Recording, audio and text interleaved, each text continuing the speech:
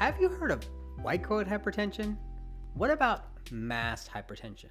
These are two fancy terms describing how blood pressure can sometimes be misjudged or miscalculated because it's taken in different conditions. White coat hypertension is basically like you come to the doctor's office to see me, I got the fancy white coat on, and you get a little nervous, you get a little anxious, and that blood pressure's high. Also, sometimes when you come to the doctor's office, maybe a little cold out, you may have just had a fight with your wife, you may have just had to pay a copay, and all of a sudden that blood pressure's up. But when you go home, and you check your blood pressure, it's normal. Now the other condition is called masked hypertension. Masked hypertension is you come to the clinic and the blood pressure is normal, but on a regular basis, outside of the clinic, which is most of the time, your blood pressure runs high. Now both of these conditions can be accurately corrected by checking blood pressures more routinely at home. Now I love to have my patients check their blood pressures on a regular cadence at home.